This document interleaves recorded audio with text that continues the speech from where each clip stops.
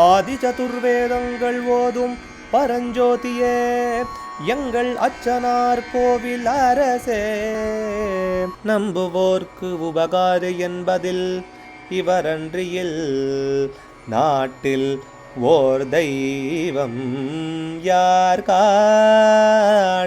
ஆதி சதுர்வேதங்கள் ஓதும் பரஞ்சோதியே எங்கள் அச்சனார்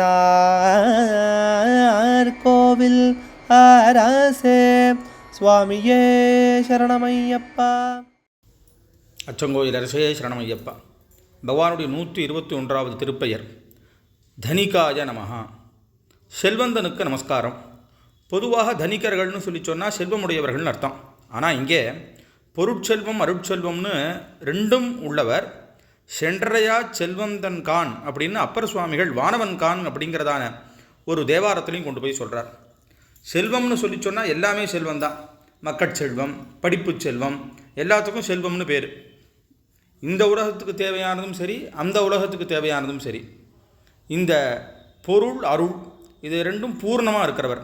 தங்கிட்டக்க சமிருத்தியாக கணக்கே இல்லாமல் வச்சுட்டு இருக்கிறதுனால கொஞ்சத்துலேருந்து கடைசி வரைக்கும் அவரால் கொடுக்க முடியும். கடைசிங்கிற கணக்கே அவர்கிட்ட இல்லையே. அப்படி இருக்கிற காரணத்தினால அளவில்லாத செல்வமுடையவர்.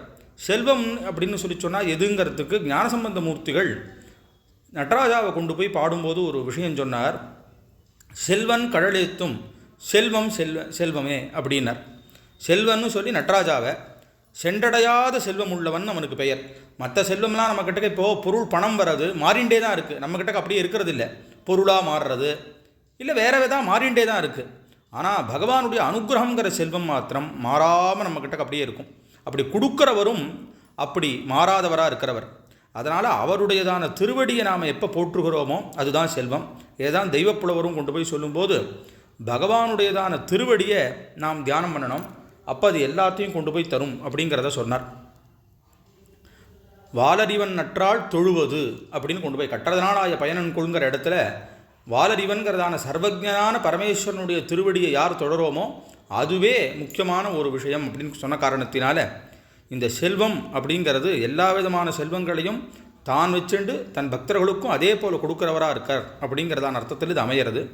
தனிகாய நமஹா அப்படிங்கிறதான நாம. அச்சங்கோயில் அரசே சரணமையப்பா. அச்சனார் கோவில் அரசே. சுவாமியே சரணமையப்பா.